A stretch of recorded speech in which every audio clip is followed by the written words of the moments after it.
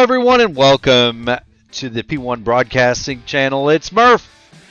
It's Jacob Collins, and you know what that means. It's Monday nights, and it's time for the iRacing INDYCAR Open Series live here on P1. Jacob, we've got a full field, brother. 26 cars signed in for this one. A full 26-car field and a fresh coat of paint on the Barber Motorsports Park here in 2026 Season 2 on the iRacing surface. It's one of the tracks iRacing busted out the old bus and got their skating machines on down to the facility. We finally get to see Barber in proper HD, as I believe this was one that they had back from the early days around the 07-08 era. It is indeed. This track originally built 2003, and it was part of as an annex to a museum, which was George Barber's private automobile collection. It's hosted Indy cars really since 2010. Track record here is owned by Pato Award, minute 6.812 miles an hour. And Jacob, you're doing the doubleheader tonight. You're coming right back here, aren't you? Yes, sir. You know, this track has a lot of cool features to it. It's known as the Augusta National of racetracks, and why not? It's a very, very beautiful facility. You can kind of see them throughout the shots here of the course. There are sculptures all over the track. Most notable is the one called Charlotte's Web, which is down in 5 and 6. Huge sculpture of a spider, but George Barber also kind of had a cheeky side to him, and so if you look closely, there are mannequins, some of them scantily clad, attached to some of the pedestrian bridges, and well, one of those fell off during a race here at Barber. James Hinchcliffe famously struck one, Georgina, I believe, and she is back at her post. Jacob, no harm was done to Georgina, but there's kind of a cheekier side to this place too, isn't there? Yeah, Scott McLaughlin, I think a year or two ago, was the one striking the mannequin as it fell onto the course, kind of right into the racing line. And I think they've got a picture somewhere floating around where he's sitting next to her with a leg missing due to contact with that mannequin. But this place is a lot of fun, but it's also a very tricky track to navigate here, as we're especially going to see that kind of in the very hot conditions we've got going on here this week. We will indeed. Right now, we're going to jump on board. This is Adam Williams. We're going to look on board him and kind of give everybody a tour of this facility at Barber Motorsports Park. He's down into 7A, 7B, 8. It's a very quick left, right, left. Onto the pit straight, 15. Another tight left. Jacob, this is where it gets fun. You're going to haul down here, and this turn is very daunting. Turn number 1, turn number 2 and 3, a double apex right-hander, and then you're going to get a quick kink to 4, and this is probably the best passing opportunity on the track down to Charlotte's Web. Yeah, heading on down to that very heavy braking zone hairpin, 5 and 6, as we'll watch Williams get to the exit there, track way over onto the right, use as much of that exit curve as he can, and then you're heading down to this long straight to a very tight downhill chicane that you're trying to keep the car basically pointed dead straight, but need to turn it to the right very heavily to get it around that last corner, as we'll work our way towards a flat foot chicane down the backstretch here, heading down towards what I think is the most complicated bit on the track, is these corners as you kind of go down and up. Yeah, it's a lot like VIR in that it's more of a motorcycle track than it is a car track. Don't tell the fine people in Alabama I said that, but in truth, it really is. It's a great track for bikes. They do have an AMA super sport race here, super bike race here. As you see, Adam Williams continue to roll. He's now on a hot one, on warmed up reds. I understood that the third lap here was likely going to be the quickest, Jacob. Well, I think a lot of that's going to have to do with getting those reds into an operating window where you can make the most of them, right? We've got a fairly short lap here and a little over a minute and change for these drivers, as we see people hitting 1:06s in the kind of the middle of that 1:06 range. And that doesn't give you a ton of opportunity to get heat in the tires, even in spite of some of these longer load kind of reducing camber corners with the likes of turns 2 and 3 and the closing couple on the back half of the track. So that's going to be likely the explanation as to why we're going to see kind of lap 2 for these drivers really get them up to snuff here. We will. We've already got drivers below the track record. As a matter of fact, everybody in the front 8 has gone faster than Pato Award. Well, front 7, I take that back. Alan Berteau just a hair. No, it is top 9 now. But there's your lap from Adam Williams as he pulls the Pepsi Challenger over. Let's see if we can find anybody else out on the course. Maybe there's Frisky Frankie Franchica. Frankie across the line. He'll move up to 21st. You've got Caleb Brashear out there still circulating in the American Team I5G livery. I was around that car a lot last night. It's funny because his livery and mine are pretty similar. So it's very between me and him and Alexis Newsom. All three of our cars look very similar, Jacob. It's kind of interesting. Certainly many a livery sporting the red, white, and blue. Now, he's going to have to be careful, and that's something that you can do as we watch Caleb Brashear. He went off right there through the 12, 13, 14 bit. That's a very easy thing to do, Jacob. Wound up cutting some grass in that Team I5G Dallara. And you've really got to be careful of that. So many of these corners are off camber, sloping away from the driver. There's not a lot of room to catch yourself. If you get the line wrong, it's a very precision-based track. And so Caleb Brashear, he's going for another. Right now, his best time, 109.117, and he'll just pull it to a stop on the course.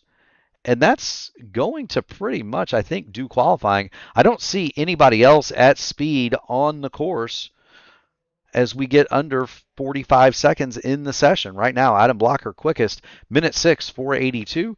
Brandon Roseborough second, Sturgios and Edwards third and fourth, and Jacob Oster and Adam G. Williams are your top 6. There's the red flag, and so we are set to go to the grid, Jacob.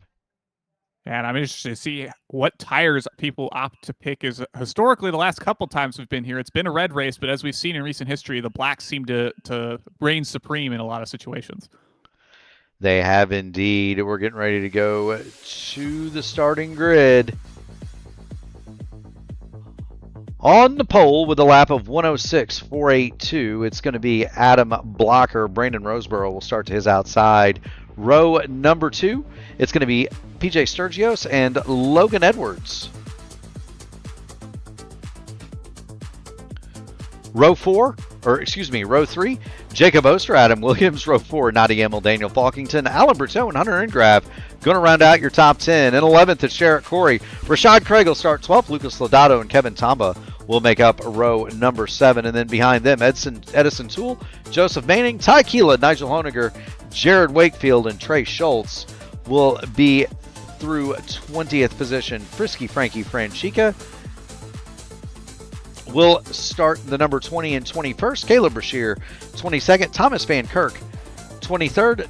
Northen Mata, 24th. Tyler Langenberg and Ella Spice, they'll go from the back row. Mata, Langenberg, and Spice did not take time, Jacob. And if history is to kind of rear its ugly head, that first corner is kind of notorious for starts in particular. Just trying to get cars navigated down to a place where you can navigate that corner very early on is going to be the tricky start to what will be a very interesting race here from Barber Motorsports Park. It will indeed. Looking back on the thundering herd as they get ready to roll off behind the Porsche 911, Jacob. This is going to be fun. There's always an interesting bit here at Barber. You mentioned reds versus blacks. Every driver in the field has opted to start on the black primary sidewall tires, with the exception of Northern Mata. Everybody on the blacks except for Northern Mata from 24th is going to go on the alternate red tires. I was told earlier that the primaries should be favored. You can do anywhere between 23 and 27 laps on fuel here, and so truthfully, Jacob, who can go the longest on the primaries, who can save the fuel, and then stay on them as long as possible, come down pit lane as late as possible, get the alternates, come back out, and really be able to burn them down for hopefully a minimum number of laps. Like the big thing too is with passing opportunities, it's such a premium around here. We kind of talked early on is that the one prime one is heading down into turn 5 and 6 here as we're navigating that at the moment. And that's, if you can put your car ahead of everybody and, have the track position, it's possible that, that's going to be the deciding factor even before you even get to the tires into the equation. It is indeed. Do want to thank everybody for tuning it in. If you haven't already done it, make sure you hit the like button on the video, ring the bell, subscribe to P1 so that you can get in on all of the iRacing fun. As we mentioned earlier, Jacob Collins, the hardest working man at P1 Broadcasting, is going to be right back with us at 10 o'clock for the Indy Next Road Series. And so we'll have that for you later tonight, and come right back here and watch the next cars navigate Barber. We are just about ready, Jacob, to turn these guys loose, and I'll tell you what, it's going to be fun. That's nice to see kind of a fresh coat on this one, as it's obviously a track we've seen a good bit over the years in IndyCar competition here on iRacing. It'll get to make its debut with a bit better visuals to look at. We'll get Ultra HD spiders, so hopefully we don't have any arachnophobes in the audience having to veer their eyes. Red telephone booth, of course, one of the features here at Barber. You see that in the background from Doctor Who.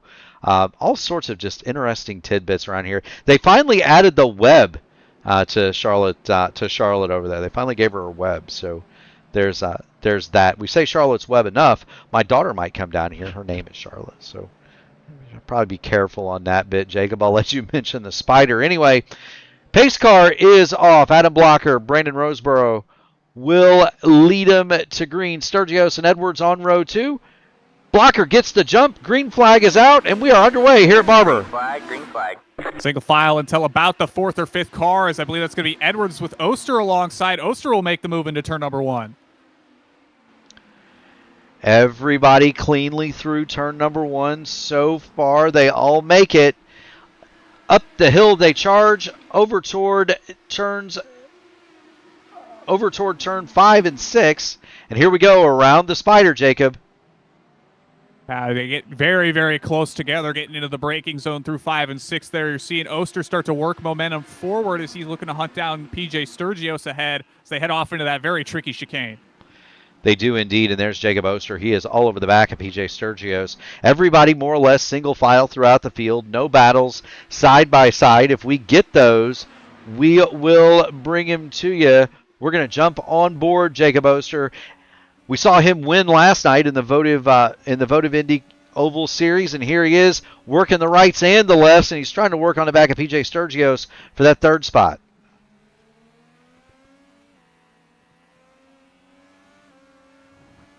You see a wide use of the exit curb down the front straightaway here.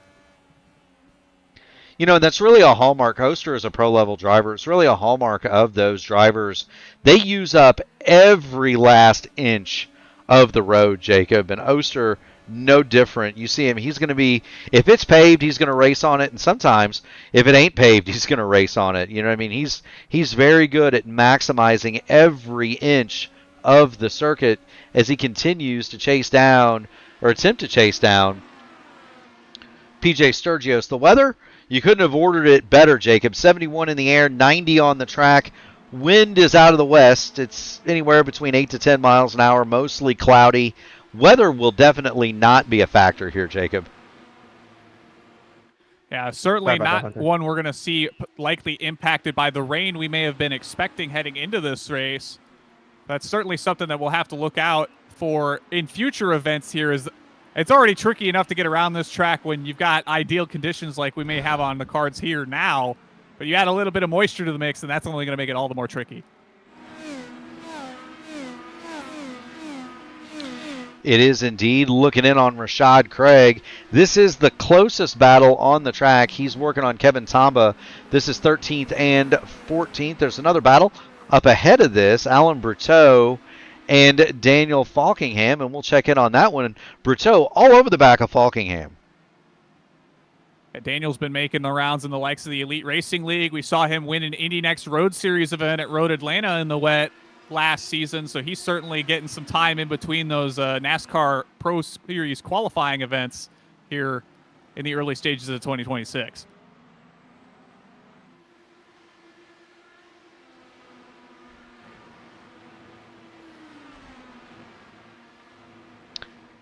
Indeed.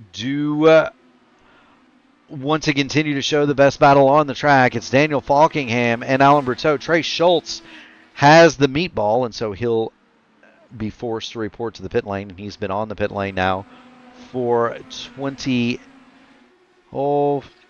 seconds now. Get a look off the back of Daniel Falkingham as he's being chased by Alan Berteau. Oster's made the move on Sturgios. He has indeed. Now Northern Mata has gone to the pit lane. As we take a look back on Jacob Oster, here he is, and you're right, he's gotten past PJ Sturgios, and so move Oster to third, Sturgios back to fourth. What's impressive about that, Jacob, is Oster did that with a minimum of push to pass. None of the drivers really lighten up the button. Adam Blocker's just pressing it now. But pretty much everybody at the front still on 190 seconds as we work through lap number 4 of 38 here. Well, I think the big thing here is you've got a while for the traction zone to really materialize, and getting on that button too early can really upset the rear of the car. And you've got to imagine, we've got that hybrid system in place, so that's likely going to be where drivers are getting kind of that extra boost out of the corners, and that push-to-pass button's really just kind of accentuating those opportunities where they feel like they need to get a little bit of extra oomph out of the corners. Logan Edwards had pulled alongside Adam Williams for 5th, thought better of it. They'll get back in line as you watch from the P1 airship, and now Edwards under fire from Nadi Immel, so this is a good one.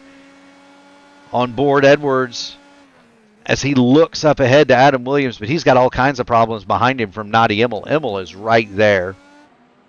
Yeah, then you've got that battle between Falkingham and Berteau right behind that. It's really hard to run away from anybody around here for the opening stages unless you've kind of got the clear track ahead of you like the likes of Adam Blocker does at the front of the field.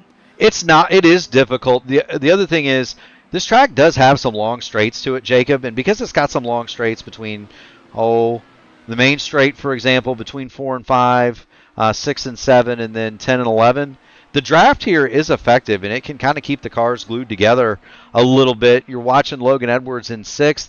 He's chasing Adam Williams in 5th. Nadi Immel is in 7th, and Alan Berteau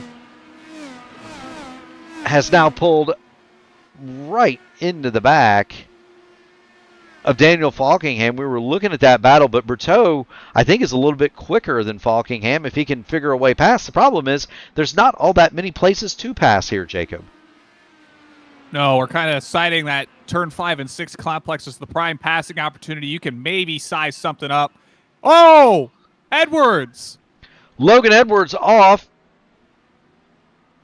Same for, I believe, Nadi Immel, and we need to go back and have a look and see what's befallen Logan Edwards. And there's the Team I5G machine, the white, purple, and black for Logan Edwards.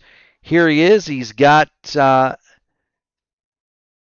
Immel behind him, and that's broke too late for Nadi Immel right in the back of Logan Edwards. Around he goes. I don't see any damage on the I5G machine, so I think he's going to be okay, Jacob.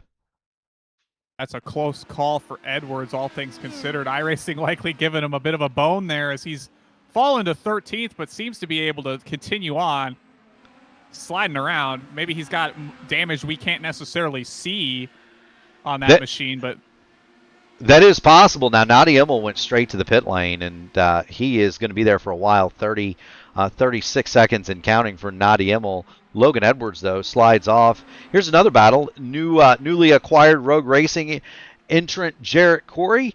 He's looking at Lucas Lodato for 10th, Jacob. Or 9th, excuse me. Yeah, the reigning Indy Next Road Series champion looking to hunt down spots inside the top 10 as he's running along in 10th. We'll see if maybe he gets his bearings underneath of him in the opening stage here as Lodato gets a bit of the grass there through the chicane. It's going to give Corey a run down here on the backstretch. He did. That's going to slow Lucas Lodato up just a hair. Jarrett Corey, though, not quite close enough to capitalize. Now he's going to make the dart to the outside. Preferred line for Lucas Lodato, and Jarrett Corey will continue on. He's going to try to cross him over there, Jacob. Still just can't quite get the edge, get the nose to the inside of Lucas Lodato, but Jarrett Corey all over Lodato for this 9th spot as they hit down the main straight. We'll start lap 8. Well, the big thing you'll notice with this track, especially on the back half of it, is if you continue to apply that pressure, as we see Corey continue to do so in turns 2 and 3 here, is that if you can kind of apply that pressure consistently through all those corners, that car in front, or the car you're fighting against, is likely going to have to give way a little bit in some cases and get you just enough momentum to make those moves. So that's not a bad way to do it, is just to try to poke your car in wherever it fits. Yeah, I mean, you're just looking to get alongside the guy, force him off the line. We talked about how technical this course is. As you get on board Jarrett Corey, we talked about how technical the course is, Jacob. If you can just get that guy offline a little bit, get the guy in front of you offline a little bit, it can really, really, really be to your advantage. Corey, though, is going to fall back just a little bit from Lodato now. So the challenge has abated for a moment. Logan Edwards a little bit further back. He fell from 6th spot all the way back to 13th as a result of his spin. He's working over former series champ Rashad Craig for 12th, though, Jacob. Yeah, Rashad putting in a sizable run in that IAR machine. Lingering just outside the top 10. He's got Kevin Tomba just ahead of him. That's a name we see a good bit in the likes of the Formula Super Series, I do believe. So it's good to see Kevin out here ripping some IndyCars with us. It is indeed. I thought we saw a dive from Alan Berteau. It wasn't Berteau, it was Jarrett Corey, and he continues to hound Lucas Lodato. We'll kind of keep it here because it'll give us the pictures of Craig and Edwards as well as Corey and Lodato, and Kevin Tomba is kind of the monkey in the middle, and Corey around.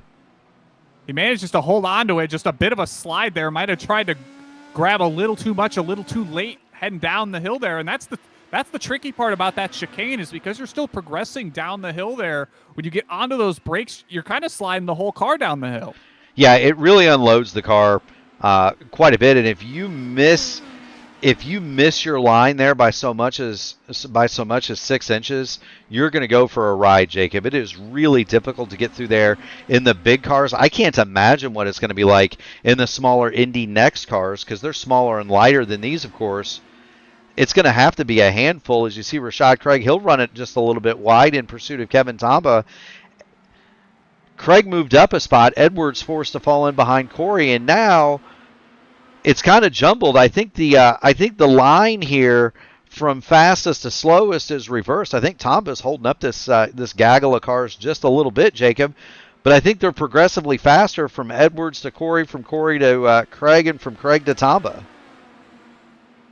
Yeah, it'll be interesting to see kind of if they're able to make any moves on each other, as this is kind of where the bulk of the cars have settled now. As you see the gaps further up the field, kind of a second between each car until you get to the likes of Falkingham, who's hunting down Adam Williams for the 5th spot, rather.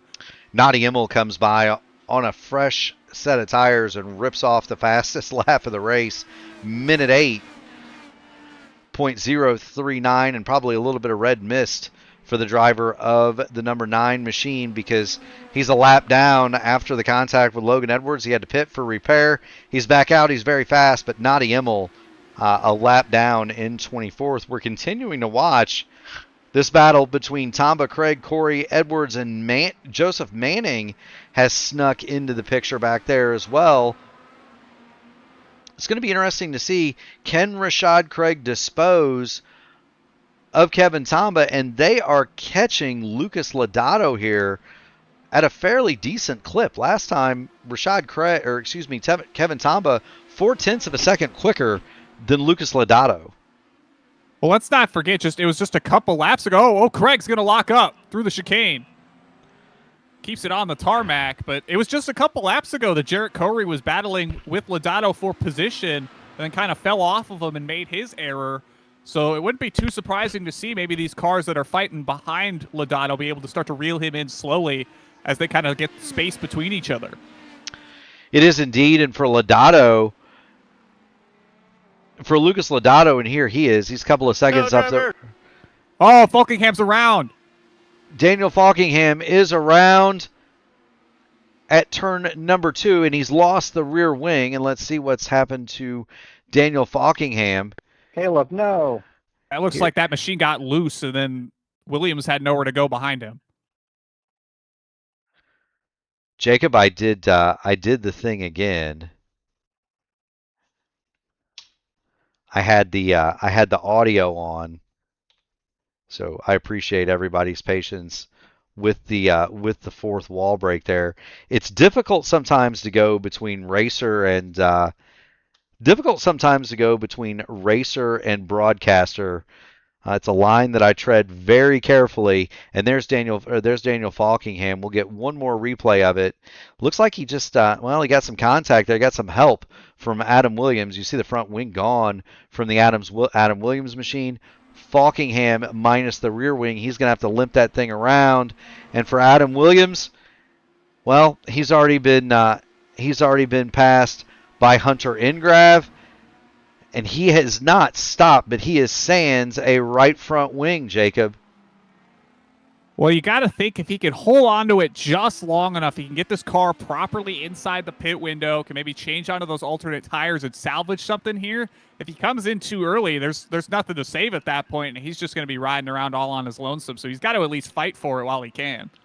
I had understood that the pit window here is 23 to 27 laps. So theoretically, he's in the window now, although I also understand that the red tires basically destroy themselves. Falkingham has come on to pit lane. Nadi Immel will move up a spot. Caleb Brashear has the meatball, and so he is on pit lane as well now, 2 minutes.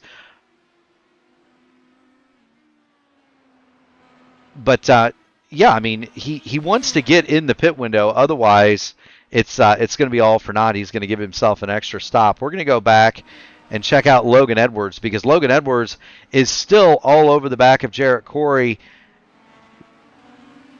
who is kind of losing touch with Rashad Craig. And now they're going to go by, and we've got another car around. That is Joseph Manning. There's Manning. That's a good way down the front stretch as well. Yeah, we'll have to go back and check this one out. Here's Manning, and I think he's gonna come through the final set of corners there at turn 14, 14A, and 15, and just lose the back end. Usually when you see a spin there, it started a little bit earlier than where you see the car go around. Well, yeah, very sudden. Yeah, the back end just stepped out on him. Around goes Joseph Manning, and he'll be relegated to the 16th spot as we approach the beginning of the pit window. And Adam Williams has come in. He's fitted the red tires, got his front wing replaced, 13.4 seconds on the stop. So Adam Williams made it to the window, Jacob. Yeah, well, it'll be interesting to see if he can make those reds last just enough as they kind of cheese grade their way to the finish here. He is one of the first cars to make it down the pit lane, though, so that'll be kind of an indication as to how those reds are going to potentially wear for these other competitors as they come down later on in the going. It will indeed. Best battle on the track right here. It's Logan Edwards still all over the back of Jarrett Corey. Edwards, after his spin, trying to fight his way back up toward the front. He's got 10th place in his sights, but Logan Edwards has not yet found a way around Jarrett Corey.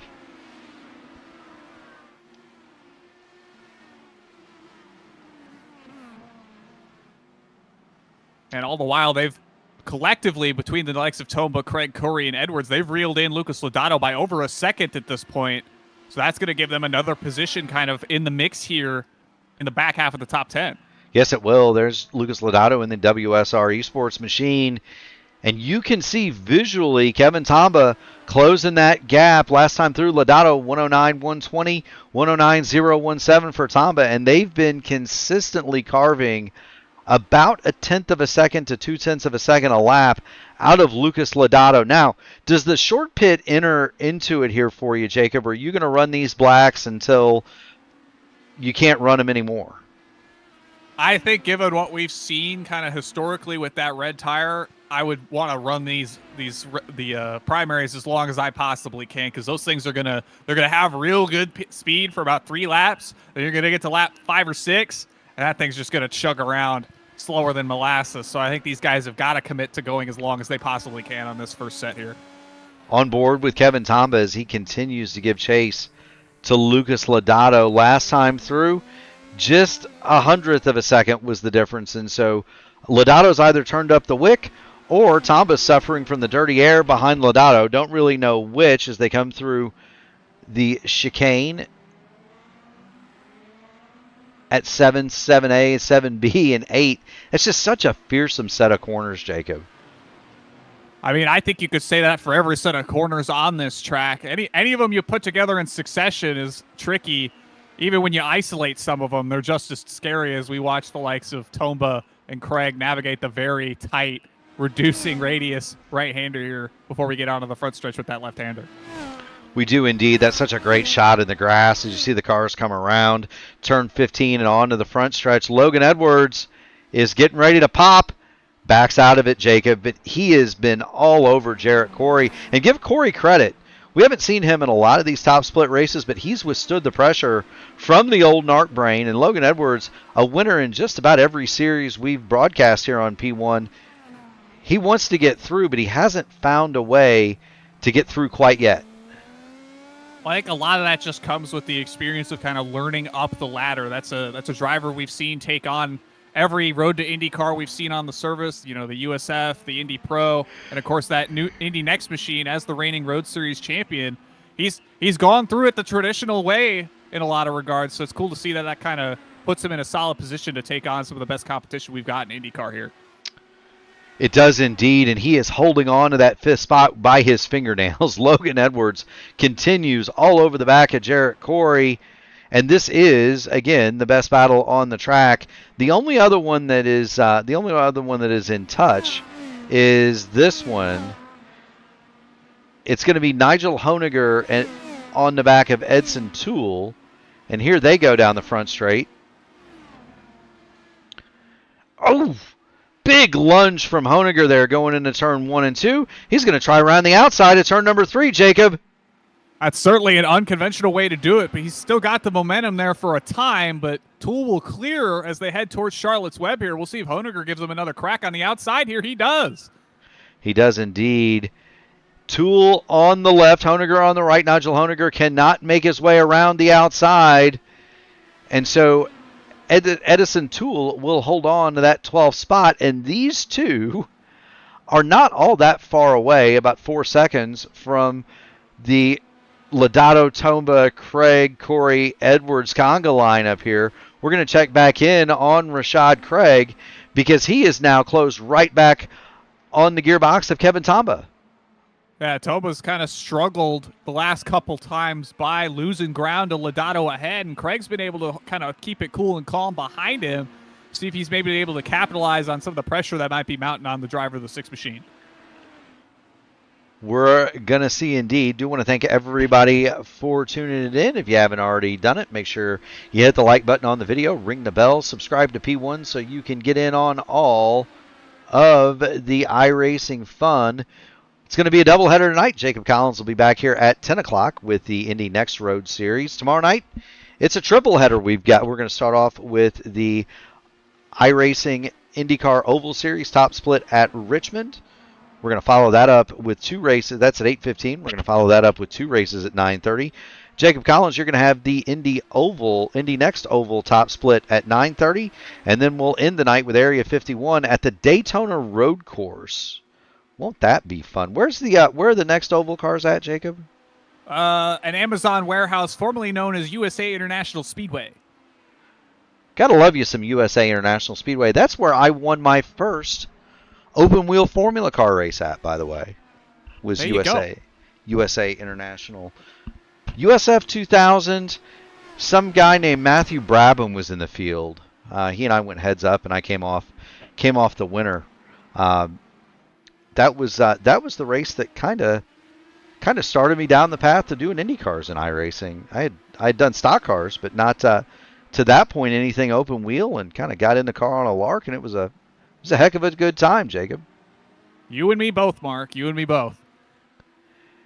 Indeed, that's where usually you start. Do want to check back in up front because PJ Sturgios in that number 3 has started to reel in Jacob Oster just a little bit. 109.6 for Oster last time. 109.3 for PJ Sturgios, so he is coming. So there's the battle for third. Brandon Roseborough is second, and there's Brandon. He's kind of on an island. He's got about 3.5 seconds back to Jacob Oster and about 4.2 seconds ahead to this man, Adam Blocker. And give the pros their due. They're first and third here, Jacob, and they're showing why they've got the Thrustmaster rear wings for sure. Yeah, Blocker put that car on the point and hasn't looked back and's really only pulled further and further away. As that last time by, he was a full 4/10 faster than Roseborough in that second spot. Logan Edwards is falling down the order. Oh, he's coming to the pit lane. Logan Edwards makes his pit stop. Do want to welcome in Tina Lodato and Reven 656. He says he'll be here one day. Well, we'll be glad to have you, Reven. Tina, it was a pleasure meeting Lucas at the Sim Gaming Expo last year. Hopefully, we get a chance to rerun that. That was a fun time. Logan Edwards is the first one to flinch. He's going to come in, grab his right alternate tires, and Jacob, he's going to have to make him last for 17 laps on here. As we now have Jarrett Corey getting around Kevin Tomba. So positions changing hands. Corey runs it wide, and Tomba's going to get right back by. Well, I think the thing that we maybe missed in that kind of exchange of figuring out where cars were going is some slight contact between Craig and Tomba that got Tomba kind of slid sideways, and Corey got the worst of it as he basically wound up driving up over the left front tire of that IR18 of Kevin Tomba's. They're going to both head down the pit lane here with missing wing pieces on those IR18s. Yeah, there's the contact between Tomba and Rashad Craig. We're going to go back and have a look at it from Rashad's Craig angle. You saw the contact with Corey and Tomba, and Rashad he got in there a little bit too hot. You see the red glow from the brake rotors. Couldn't get it stopped in time. Went out just a little bit. Contact was made, and they will all hit pit road. Rashad Craig with a meatball, and that's bad news for him. Jarrett Corey has made repairs, new front wing for him. He's going to get back out. Meanwhile, that's going to turn Lucas Lodato loose. He'll remain in seventh, and he's got quite the cushion back to Edison Toole now. Over 10 seconds. Nigel Honiger and Edison Toole renew their fight, but now it's for 8th and 9th, Jacob. Yeah, they've kind of gained the positions from the troubles of those cars around them, so that's going to give them an opportunity to maybe fight deeper in this top 10 here. And Lodato's gotten away scot-free. He's walked away, 5 seconds or so from these guys behind him now, given all the troubles that he had in his immediate vicinity. Yes, he has. Do want to point out that the AlphaTauri car behind Toole and Honiger is not for position. That is the 9 of Nadi Immel. Immel very, very fast, but he's out more or less in a practice session now. He's a couple of laps down, although there are positions that he's going to be able to gain because Rashad Craig and Kevin Tomba still on the pit lane, as is Jarrett Corey. Corey now back on the pit lane with a meatball of his own, Jacob. I'll try to see if I can determine what maybe happened to him. Ooh.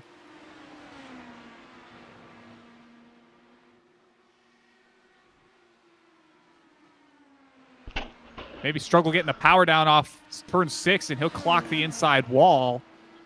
That'll happen. Cold tires, Jacob. I would presume the culprit.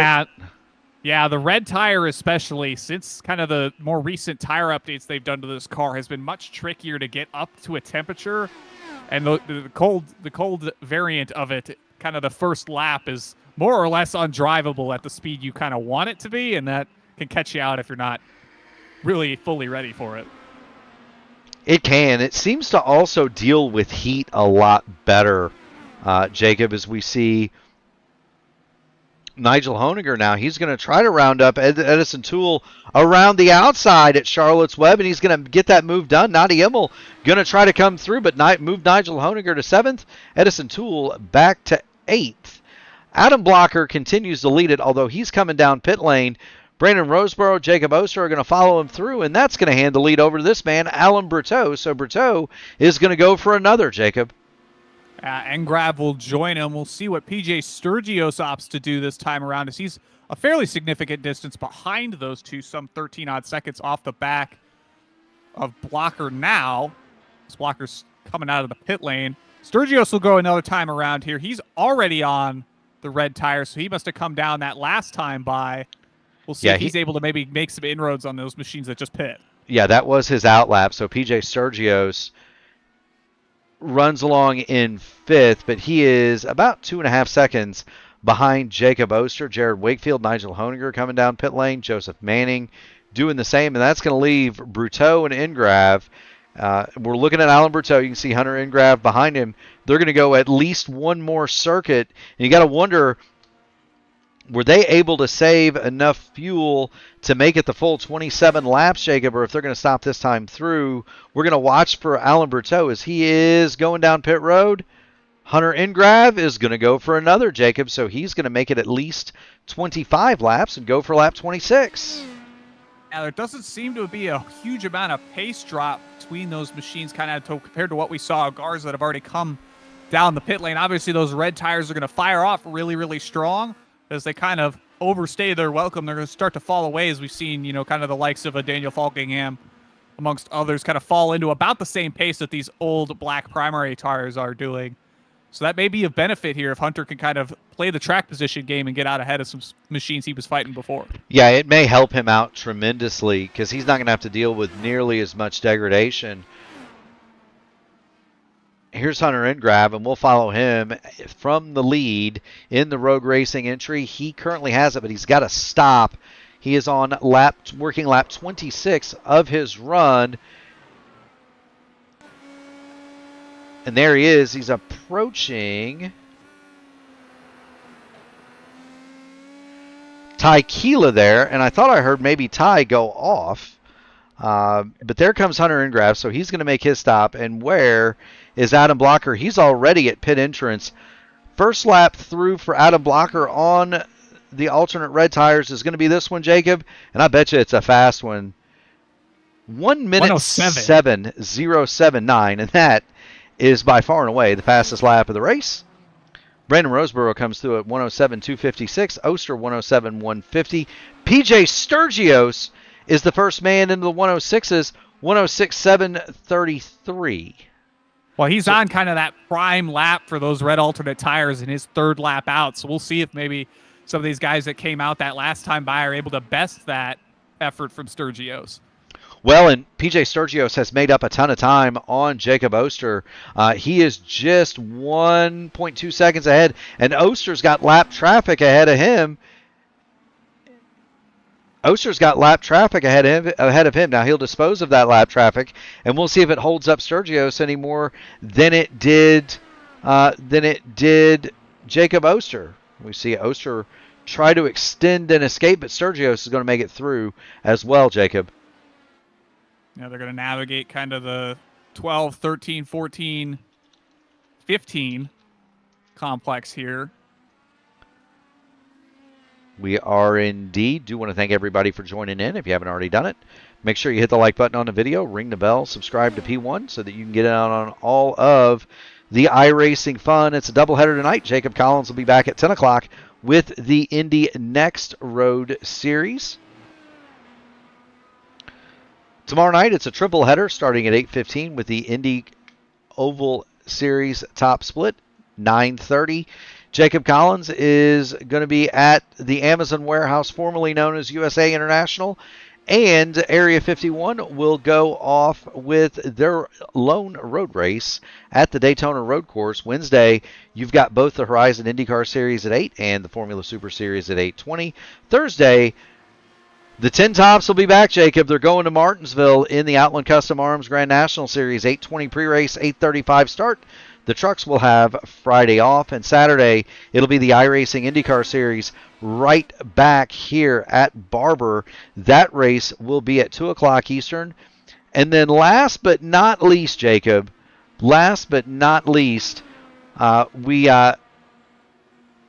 do have the... We do have an off week on Sunday. Neither Dark Horse nor Votive is going to race on Sunday night, so we get to take Sunday night off. How about that? There we go.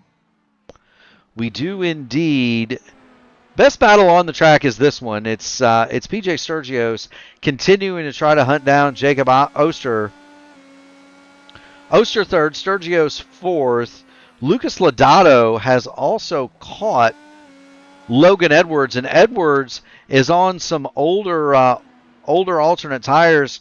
He's starting his 8th lap on the alternates. Lodato 5 laps out. They're 13 seconds ahead of Nigel Honegger, so don't think they need to worry about Honegger, but Logan Edwards, he's rapidly approaching the sell-by date on those alternates, and Lucas Lodato is right there to try to pounce and take advantage, Jacob. Well, I think seeing the sell-by date, I'm looking at the battle for 12th between Falkingham and Langenberg. That last time by, Falkingham ran a 108.754 to Langenberg's 108.182. And Falkingham has about a dozen more laps on those red alternates than Langenberg does behind him. So that's really going to be where those red alternates show their ages on the long haul here for these drivers. Yeah, if you recall, Daniel Falkingham involved in an incident down at turns 1 and 2 earlier in the race, lost the rear wing, limped it around. He was able to effect service. He was in his pit box for 24 seconds. New rear wing. They can do that, Jacob. But he's been out for an awful long time on those tires, and he's just trying to make it home. I don't know that tires are so much his concern as fuel as we get on board Tyler Langenberg, who once again is trying to come from the back of this field. He started last. He's up to 13th, so he's passed half the cars, Jacob. Tyler Langenberg giving it a good ride, and he's trying to get by Daniel Falkingham in the 12th. Yeah, the big thing will be is can he keep those red alternates powering like he has the first couple laps he's been out of them. He's working lap 5 here. Falkingham's on 17. So this is kind of where we're going to start to see maybe those tires start to cliff a bit, and they'll start to even out a little on pace. I don't necessarily think this is a battle of tires so much as it is fuel. Langenberg's going to have plenty on board. He's able to go full rich, full gas, full burn. Falkingham is going to have to save it. The only car that we saw do 26 laps was Hunter Ingrav. So he's going to have to be, Falkingham rather, is going to have that thing leaned down quite a bit, and I think it's just a matter of time. I don't think tires necessarily is just pure speed is going to tell the tale here between Langenberg and Falkingham. Eventually, Langenberg may have to give way just to be able to make it home.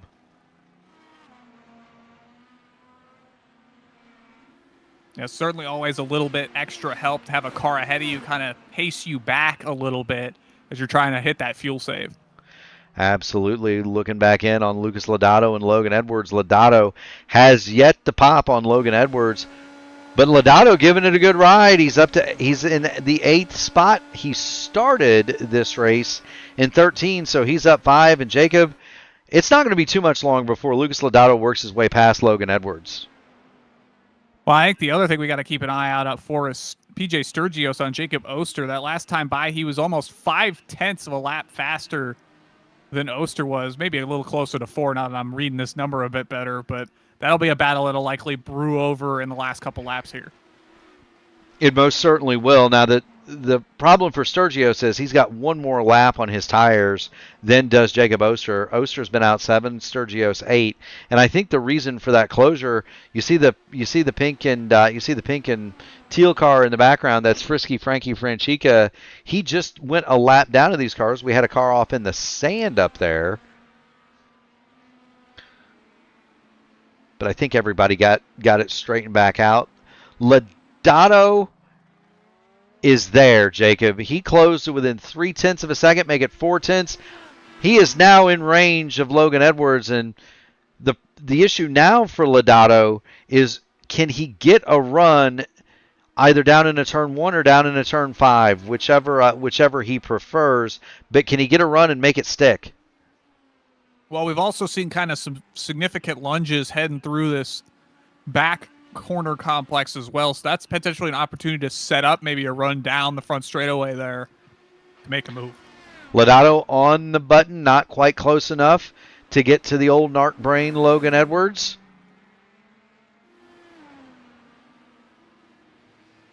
And I follow him through one more time as they head down towards Charlotte's Web, Jacob, and this is the spot. Lodato hard on the brakes to the inside, but can't quite make it stick. He'll pull right back in line behind Logan Edwards, and the old Narc Brain will lead away one more time, Jacob. Yeah, I think Lodato backed out of that one when he saw just how far away he was going to wind up by the corner here. And he'll fight another day here, working these last couple laps here from Barber. He will indeed. Do want to thank everybody for joining in. If you haven't already done it, make sure you hit the like button on the video, ring the bell so you can get in on all of the iRacing fun. You're watching the Indy Open Top Split. Mark Murphy, Jacob Collins with you. This is the battle for 7th. Logan Edwards has it. Lucas Lodato trying to take it away. It is by far the best battle on the course. The only other two that are worth noting, Tyler Langenberg on the back of Daniel Falkingham. This is 12th and 13th. And then PJ Sturgios has once again started to reel in Jacob Oster. This would be for the 3rd spot. Adam Blocker is your leader, and here's Blocker. Will hop on board his car as he gives you a ringside seat for the battle between Langenberg and Falkingham here. Those two cars, the last on the lead lap as it stands, they're battling for 12th, and it's about another 8 seconds up the road till you get to 11th place Joseph Manning. So that's going to mean that Blocker's going to have to be maybe a bit more careful here than some of the other lap car situations where they're kind of straggling on their own here, as these guys are trying to stay in the hunt for position here. He is indeed. Do want to welcome Clindy to the chat. Hunter Ingrav from Clindy's Rogue Racing squad. Also your team, Jacob. Led by Hunter Ingrav in 6th. And Ty Keela not last, Jacob. He's beating the number on the car. He runs along in 15th, and barring any sort of chicanery, he's got that one pretty well secured. So good run for Ty Keela here today at Barber. He's actually catching Thomas Van Kirk pretty handily. Might be able to move up a spot. Meanwhile, Blocker is through Langenberg, and we'll see if he can get past Falkingham. Now, Daniel Falkingham wants to keep Adam Blocker in between himself and Tyler Langenberg as long as possible, but it's not going to happen. Blocker to the outside down the front, and he'll make that move. And so Adam Blocker is now through the traffic. We'll check in on Brandon Roseborough. He is 2nd, Jacob. Roseborough's pretty much been there the entire day in that number 2 machine. He's about 4 seconds behind Adam Blocker and another 4.5 seconds behind the battle between Oster and Sturgios. And there you see the interval between the green car of Oster, white car for Sturgios. Alan Berteau is 5th, and he is 10 seconds adrift. Caleb Brashear checks in. Apparently he's decided to sacrifice Minecraft villagers now that he's spun out of this one, Jacob. I think that's become a common practice for Mr. Brashear in the last couple weeks. It may have indeed. He's had a bad run of bad luck lately. Don't worry, Caleb. It'll come back to you. Flashback to the battle here between Nigel Honiger and Jared Wakefield. Wakefield has now caught Honiger, and this is a nice scrap for the last spot in the top 10. And let's shout out both these guys. They're driving well above their kind of I-rating assigned car numbers, as we've got the 17 and 21 machines fighting for 9th. Yeah, and that's the thing, right? You know, you talk about Jacob. You talk about, people get in this thing and they want to win races. I always tell people, race your car number, right? If you're in an official session, race your car number. If you do better than your car number, you did good. If you don't beat your car number, well, you probably got some things, you could probably do a little bit better. But race against your car number first. Don't race against, don't necessarily try to capture the flag because the car number is where you should be, right? Well, Mark, my car number is usually the 1. So I got to win all the time? Well, you do win all the time, Jacob. No. Speaking of a guy that wins all the time, here's Adam Blocker. He is going to come through around turns 14 and 15, and Adam Blocker is 1 lap from pay dirt, Jacob. It has been a dominant performance. He's led the entire way. He's going to kick up a little bit of grass. Down the front straight, Barney throws the white flag in the air, and Adam Blocker looks set to cruise toward another dominant victory here in the Indy Open Series. Well, that's a man with 1 second of push to pass remaining and 1 I rating away from 8,000. So I think he'll get his $8,000 back, or for the first time for him. I want to say he's been over 9 at one point in my recollection. I could be wrong, but I think he's been higher than 8. Either way, he is now out of push to pass, as is Brandon Roseboro. They don't refund it to you. You might as well use it, right, Jacob? But Blocker through the chicane and on toward the backstretch as he looks to put his stamp of authority on this one at Barber. Yeah, they don't have rollover minutes, or rollover seconds, rather, for push to pass like you might have had on your phone plan a number of years ago. Blocker's going to round the final couple of corners here and make his way around turn 14 here, work his way to turn 15, head off the final corner, and cross that finish line here from Barber, pick up another handed win here, once again in Indy Open Series competition. Indeed. Here's Brandon Roseboro. He comes through in second. Jacob Oster is going to hold off PJ Sturgios. They'll come by third and fourth. Alan Bruteau is going to be fifth, barring any sort of a catastrophe. Hunter Ingrave will circulate home in sixth. The old narc brain, is he going to be able to hold off Lucas Lodato? We'll see. This is a battle of the line. Logan Edwards with the old Reds. Can he make it happen? Edwards will get 7th, Lodato 8th, and now the battle between Nigel Honiger and Jared Wakefield to the line.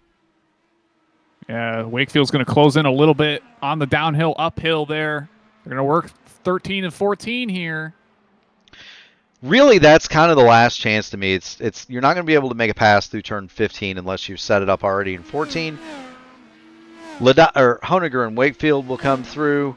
The last car running is this man, Joseph Manning, and he will come through and take the checkered flag in 11th, Jacob. Joseph Manning in 11th. A lot of guys put up some great runs tonight. Yeah, that was most certainly an interesting one, Jacob. We're gonna get the music out, and we'll get you guys some results.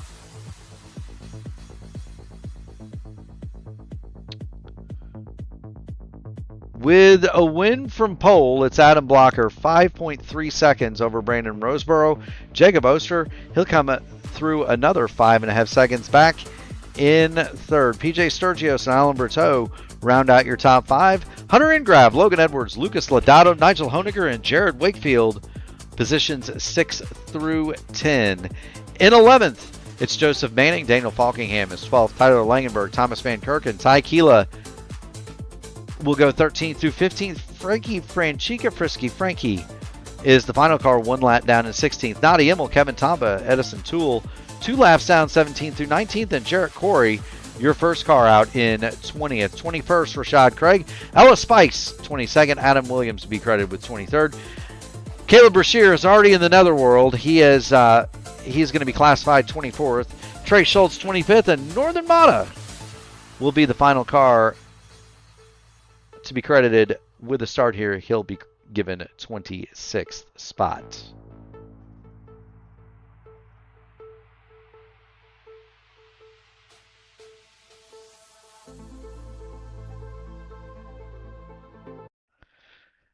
And let's see if we've got anybody awaiting interview here.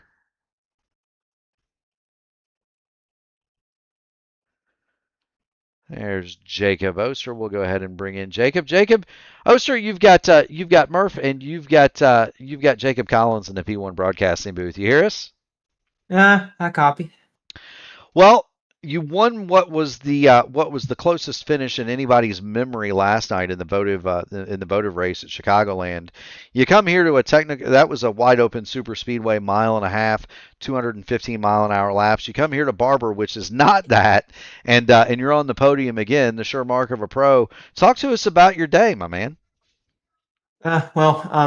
This is, I realized this before the race started, that this was the first time I've driven Barber in a race setting since Pro of 2024. So it's been a bit. I had to relearn the track when I got off of work, but it was a lot of fun. We had a really good base from Pro Series for some other tracks. We just kind of roped into this and turned out well. I was just not as confident as I should have been. Jacob? Yeah, you kind of talk about confidence with this track, and given just how many of these corners are really, really high commitment, talk us through maybe some of the things you were doing throughout the race to kind of build that confidence up, particularly in the opening stages when kind of it's easier to be within spitting distance of the cars you're competing with on track. Well, we kind of got lucky that there was no real fall off on the prime, so it was pretty easy to kind of judge yourself where you went wrong and how to pick it up the next lap. So I was mainly struggling in like the 5 to turn 9 complex. That was my main struggle. Getting a good exit out of 5 and going down the hill near the museum. I was really struggling with that area. And that's where I almost crashed at one point. Thankfully, that didn't turn into a bad thing. Me and PJ got through it, but I was just trying to be as consistent as possible. I'm trying to get better on road courses because I was so close to keeping in on pro, and I want to get that little bit better. Well, you're already pretty good, Jacob. It's a pleasure to race with you as always. It's a pleasure watching you run. Friends, family, sponsor, shout-outs. Floor is yours. Um, Thanks to Team Hype and Power Slide for all the work we've done over the last couple months. It's been a good transition, and it's fun to learn. And we got May coming up, so it's gonna be a grind with all the new changes. I look forward to it. Absolutely, Jacob. Well, thank you so much for stopping in, saying hello. It's always good to talk to you. Keep going fast and having fun, buddy. Thank you, guys. Absolutely. That's Jacob Oster. He runs in the third spot today. No Brandon Roseborough, but we'll give him his due. He did run second to Adam Blocker today. Brandon is not in the P1 server so far as we can tell. So want to congratulate Brandon Roseborough on a fine second place finish. But the man of the hour is this guy, Adam Blocker. Adam, you've got Murph and you've got Jacob Collins in the P1 broadcasting booth. I hate to say it, but you keep making it look easy. Oh, it wasn't easy last week. It was like third, but yeah, I always look forward to racing at Barber. It's probably my best road course. Definitely top 3, and so I knew I was in good shape when I kind of screwed up my Q lap and still put it on pole. So that pretty much told me that as long as I executed in the race, I'd be good. So Execute you did. Jacob, do you have anything for Mr. Blocker about his execution?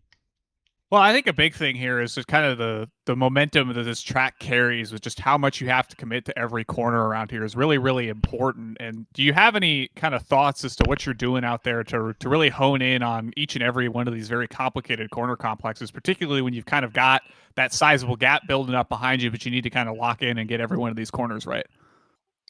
yeah, it's a difficult track because it requires a few things. I mean, number one, you need a lot of confidence, like in the setup, and just in yourself, really, to like push the high speed corners, especially in the race.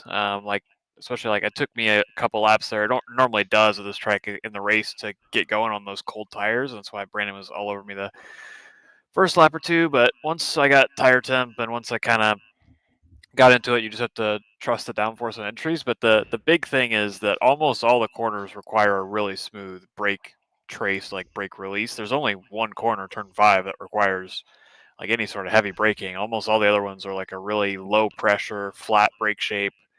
And then there's even a few corners like turn 12, which is the beginning of the roller coaster, that requires like a gentle lift, like almost like oval style stuff. So it's it's just a corner. It's just a track where being really gentle on inputs and gentle on like weight transfer is really good, and that's like always been the strength of my driving on road courses. If you put me on like a track like INDYGP or something where it's all like heavy brake zones, then I'm not as good. But tracks like this, I normally do better. So.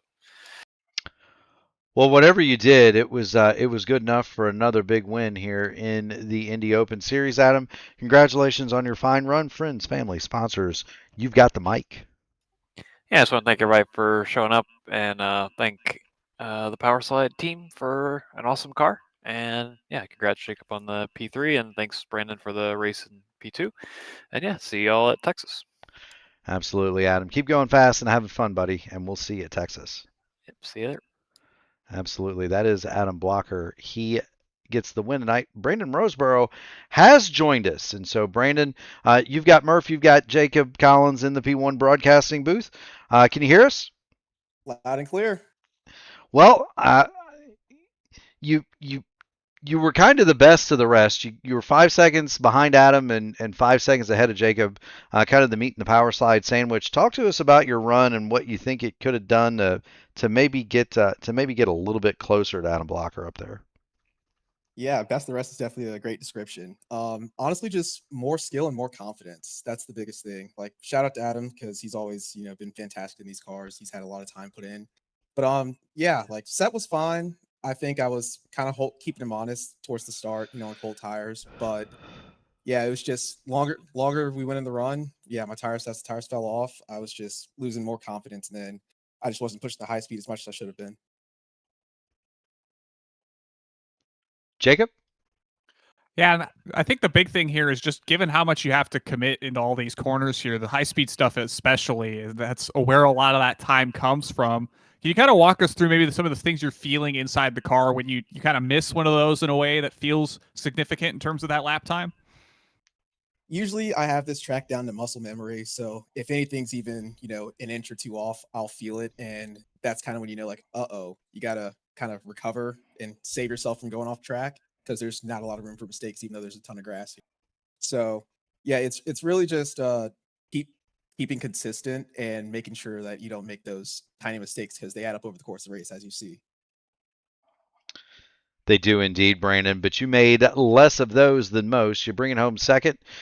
Congratulations on the run. You're not so shabby yourself, 7,000 plus I rating. So that's about 4 times what my Formula I rating is. So you're definitely in some pretty rare air there. Friends, family, sponsors, shout outs. The floor is yours. Yeah, shout out to the community for, always putting on a great show. Shout out to you guys for always broadcasting this. And yeah, I'm happy to be here. Well, we're happy to have you. Come back. Join us for some more. I think next week we're going to my favorite oval, which is Texas. So be great to see you in the field. Keep going fast and having fun, buddy. All right, thanks guys. Take care. Absolutely. It's Brandon Roseborough. He is your second place runner, and Jacob, one more time. I mean, the battle for there wasn't a battle for the lead per se necessarily. So if you're looking for, people to be knocked down, drag out for the win, you didn't see that. But what you did see were a bunch of really good fights throughout the field.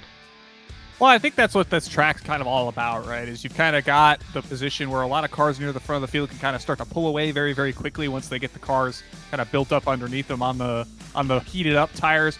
But as this place always tends to have, as you can tell by its trackside ambiance, it's got a lot of character, which makes it that much more interesting to watch those very, very close battles. Reminds me a lot of the kind of the British club tracks that you see, the likes of, say, a Knock Hill or something like that, where it just feels like there's a lot going on very, very quickly, and you got to kind of get your elbows out just to even manage the track, let alone the other cars on it. So it's always fun to see when the cars play a factor. It is indeed. Do want to thank everybody for tuning it in. As a reminder, if you haven't already done it, we've still got 30 people hanging out. Hit the like button on the video, ring the bell, subscribe to P1 so that you can get on all of the iRacing fun. And we've got a full slate for you this week. Up next tonight, it's the Indy Next Road Series, also from Barber. That's going to be at 10 o'clock Eastern. Tomorrow, it's a triple header rather. The INDYCAR Oval Series Tuesday night top split from Richmond. That's going to go off at 8:15 Eastern. The Indy Next Oval Series at 9:30, and they'll be joined at 9:30 by the Area 51 INDYCAR Series. They're going to make their lone road course appearance of their season at the Daytona Road Course. Again, 9:30 for Area 51. That is the oldest continuously run INDYCAR Series in iRacing, by the way, Jacob. The Horizon INDYCAR Series will go at 8 o'clock on Wednesday. They'll be at Mossport. That'll be fun.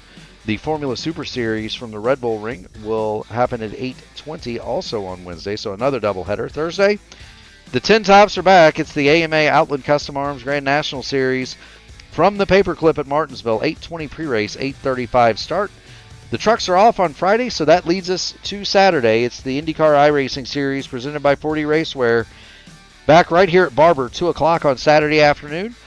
Sunday, it's a doubleheader. I misspoke earlier, Jacob.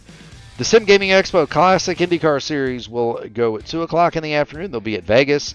And the Dark Horse DW12 Series presented by 40 Racewear will go at 8 o'clock from Gateway. And that brings us right back here.